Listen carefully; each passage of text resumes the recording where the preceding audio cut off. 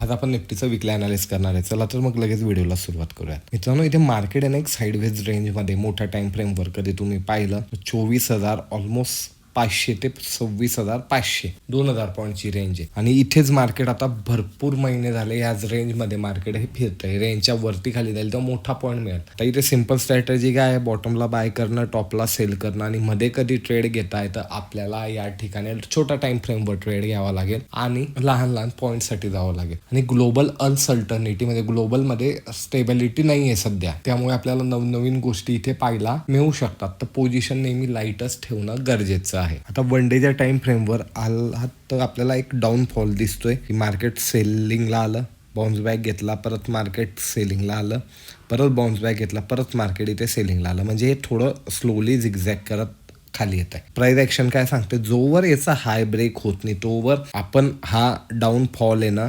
Reverse झाला असं म्हणू शकत नाही. आणि याला रिटेस्ट करून वर गेलं तरच आपल्याला अजून इथे डबल कन्फर्मेशन मिळत आहे. एवढं लक्षात ठेवायचं. खाली कुठपर्यंत येऊ शकतं तर खाली ही एक लेवल आहे, यापर्यंत ते येऊ शकतं. म्हणजे 24,800 ते 900ची रेंज आहे आणि वरची रेंज आपल्यासाठी ऑलमोस्ट 26,000 आहे. तर कुठे येतंय ते पाहायचंय. खाली आलं तर जवळपास 600-700 पॉईंट आहे, वरती 500 पॉईंट आहे.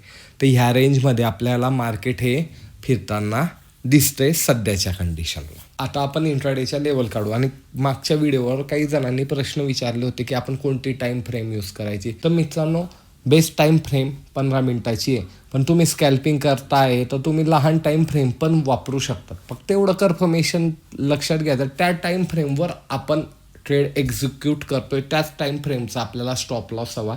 आणि त्याच टाइम फ्रेमची कॅन्डल क्लोज झाली तर आपला स्टॉप लॉस किंवा आपण तिथे प्रॉफिटमध्ये असणार तर प्रॉफिट बुक करायचं. एवढं सिम्पल ठेवायचं आहे. नेहमी टाइम फ्रेम ह्या स्विच करत राहायच्या नाही. तुम्ही स्कॅल्पिंग करणार आहे तर तुम्हाला 1 मिनटं, 3 मिनटं, 5 मिनटाची टाइम फ्रेम. थोडा तुम्ही मोठा ट्रेड घेताय तर 15 मिनटाची. तुम्ही थोडा लॉंग व्ह्यू ठेवताय तर 1 तासाची. तुम्ही एखाद्या वीकचा व्ह्यू ठेवताय तर 4 तासाची. तर हे तुमच्या ट्रेडिंग स्टाईलनुसार आहे.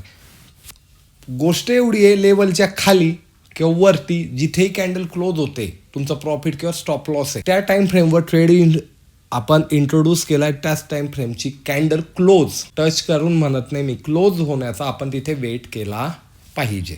अजून काही प्रश्न असेल तर नक्की विचारा, आपण पुढच्या व्हिडिओमध्ये ते डिस्कस करूयात.